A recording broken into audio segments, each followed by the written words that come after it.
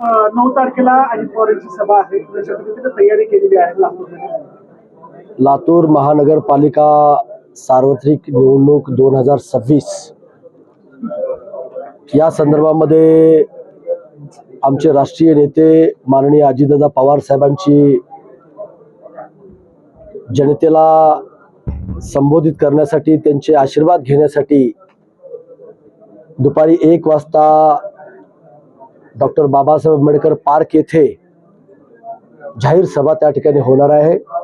आणि म्हणून मी लातूर शहरातील तमाम जनतेला आपल्या चॅनलच्या मार्फत विनंती करतो की आपण मोठ्या संख्येनं या सभेस आपण उपस्थित राहावं आणि त्यांचं मार्गदर्शन आपण ऐकावं, असं नम्र आव्हान या ठिकाणी मी करतो. काय मुद्दे असणार महापालिकेच्या निवडणुकीमध्ये? तुम्ही पाहिलं असाल की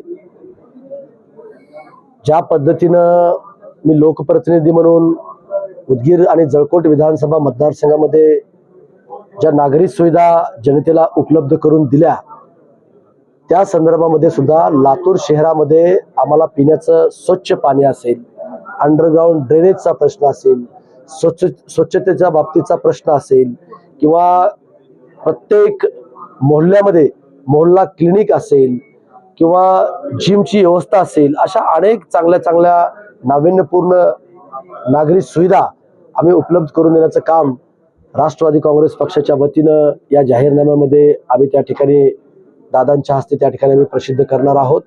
आणि म्हणून आम्हाला वाटतं की इथली जनता ही अल्पसंख्याक बहुल आहे शहर, आणि म्हणून इथला अल्पसंख्याक असेल, मागासवर्गीय बांधव असेल, सर्व जाती धर्मातले लोक असतील, नक्कीच एक पर्याय म्हणून राष्ट्रवादी काँग्रेस पक्षाकडे त्या ठिकाणी पाहिलं जातं. आणि नक्कीच एक विश्वास आहे की चांगले नगरसेवक हे राष्ट्रवादी काँग्रेस पक्षाने त्या ठिकाणी दिलेले आहेत आणि ते निवडून त्या ठिकाणी येतील. काल भाजपचे प्रदेशाध्यक्ष रवींद्र चव्हाण आले होते. स्वर्गीय विलासराव देशमुख यांनी स्टेटमेंट केलेलं आहे.